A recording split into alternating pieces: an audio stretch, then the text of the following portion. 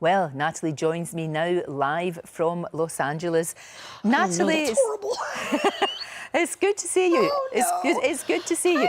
Hi, hello there. Now look, everybody's interested in the fact that you've actually got 14 kids. You've obviously got the 8 little ones who are almost 10 years old. What is it like in your house in the morning trying to get all these children off to school? We're pretty, we try to be organized, but of course it's hectic. But I'd say it's like kind of organized chaos. But I'm so, used to it, and the kids are used to it. When they all are been allocated certain chores, they choose what chores they want to do, and we try our best to work as like a strong family unit and a team. I sometimes have to remind them that we are a team together. So then they work and collaborate and cooperate. Exactly. The thing is, though, Natalie, you're on your own. Yeah. It's just you. Yeah. So that's really, really tough. I mean, sometimes do you not get completely overwhelmed? Well, you know what? In all honesty, my little kids and I were like, all 9 of us work more as a team than my older ones, because they do their own thing, and I really do reinforce that. My oldest son is surfer, and my daughter, my oldest teen, she wants to be a doctor, so she goes to medical corps, and she's volunteering at a hospital, and oh my goodness. So my little kids and I, pretty much all the responsibility goes on us.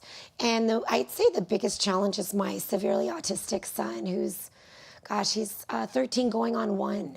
And he'll be my baby forever. And I take full responsibility since he was born. I've been his sole care provider since he was born. And I'll die taking care of him. That's just the way I am. And did your other children, do your other children take care of him as well? Do they help out with that? No, I do everything, but I do. Makai and Isaiah, who are turning 10, they have an incredible special connection to and relationship with Aiden. So it's like they're literally like angels. Now, look, as we've said, you did make some bad choices in order to make money, mostly. You did have death mostly, threats. no, 100%. Yeah, every single...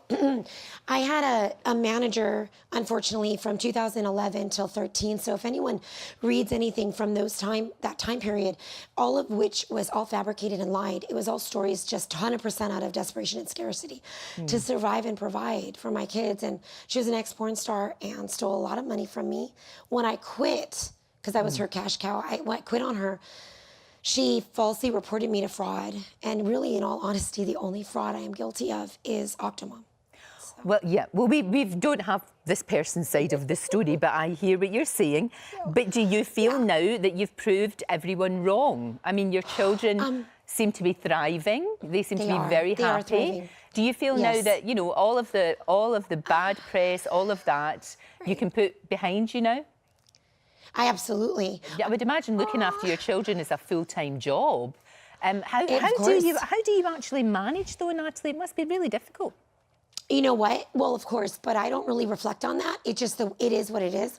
I've accepted it from day one, but my coping mechanism is still working.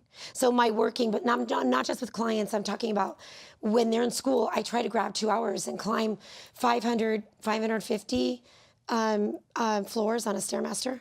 I do about 11 miles a day.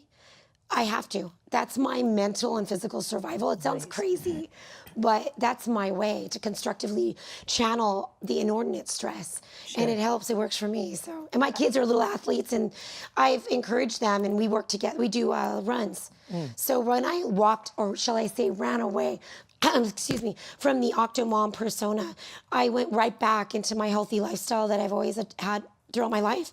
So I jumped into the half marathons. I've done them like 8, 9, and 1 full, and that was like literally 1 full too many, in all honesty. But when they were 4, with the help of a friend, she orchestrated, getting the kids and helping me get them in the runs, turkey trots. And you talked about clients, but we should say you're a counsellor. You do some counsel work when you can. And your kids obviously very, very, they've got a really close bond with one another, and indeed with you. Here's a message from just 2 of them for you. Oh, she is amazing. They're beautiful girl. She loves us, and we love her. She works so hard her whole life trying to help us and her family. She almost died for everyone. Beautiful, beautiful girls. What's the birthday celebrations going to be like then this weekend?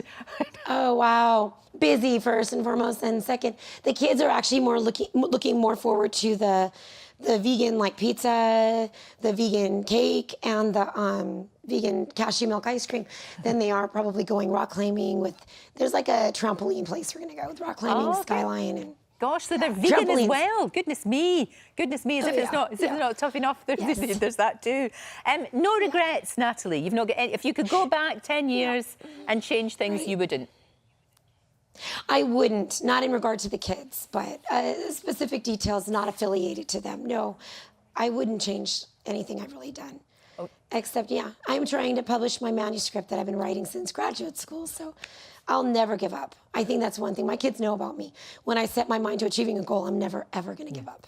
And exactly, and they will, when they're older, they will be able to know all of this. So you have to sit down with them, talk to them, tell them about it, tell them about the mistakes you've made and the fact that you've learned from them.